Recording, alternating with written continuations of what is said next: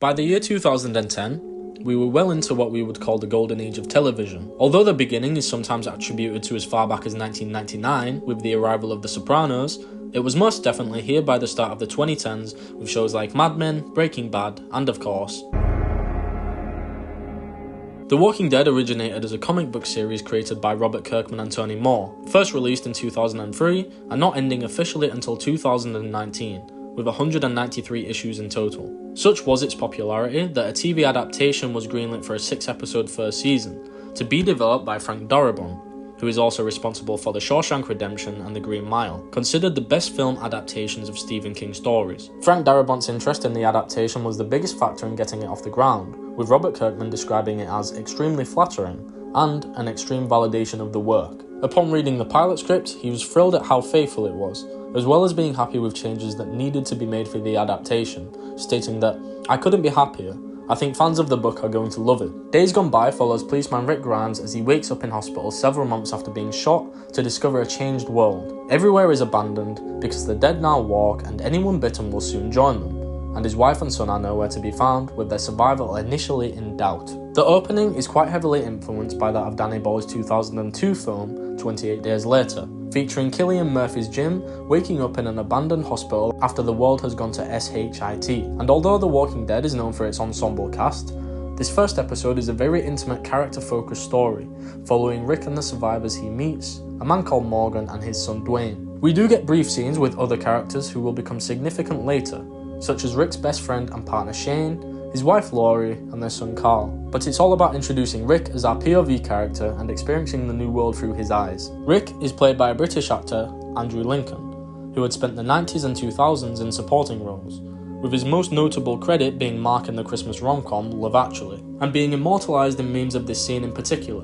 Right before booking the role of Rick, he also starred in a miniseries adaptation of Wuthering Heights alongside Tom Hardy, right before his own career resurgence in the 2010s. And since The Walking Dead is a horror series about zombies and not exactly awards friendly, the only real nominations he's got since are for the Saturn and People's Choice Awards, which is a real shame because it can lead to his performance often being overlooked. Since the ensemble isn't fully introduced here, he essentially has to carry the majority of the first episode of a brand new show completely on his own, only having Morgan and Dwayne to play off. From the moment Rick wakes up in the hospital, he performs with minimal dialogue for the 20 minutes of screen time, and does it like a boss. He is a Shakespearean actor after all. The role of Rick calls for a lot of softness and sensitivity, as well as the action prowess, since Rick is at his core a loving father who wakes up to find himself separated from his family, and his only reason to keep going is the hope of being reunited with them. A significant portion of this episode is just letting Andrew Lincoln act, and he never overplays or underplays anything. One of the most heart-wrenching scenes comes when he walks around his abandoned house, searching for any sign of Laurie and Carl, and starts smacking himself in the head in the hopes that it's all just a dream. Robert Kirkman gave him a very enthusiastic approval, stating, "Writing Rick Grimes month after month in the comic series, I had no idea he was a living, breathing human being, and yet here he is." Lenny James is also pretty brilliant in his guest appearance as Morgan. Like Andrew Lincoln, disguising his English accent extremely convincingly, and pulling off the tricky job of immediately getting you to sympathise with a character whose introduction is knocking Rick out and threatening to knife him if he tries anything funny, because bro just wants to protect his son at all costs. His last scene in the episode, where Morgan tries to finally take out his zombified wife but can't bring himself to do it, is pretty powerful stuff. Also credit to the young Adrian Carly Turner as Dwayne for having some very natural chemistry with him and being instantly believable as father and son.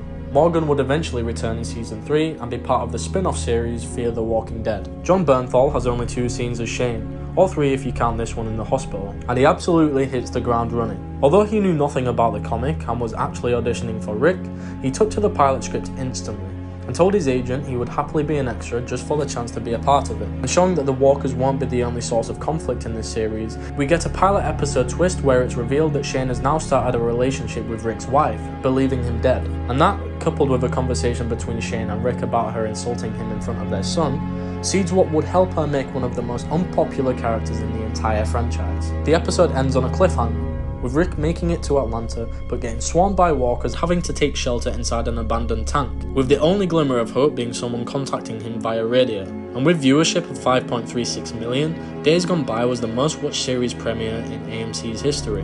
While you can never predict how something's going to catch on, it's safe to say that something big had definitely just started.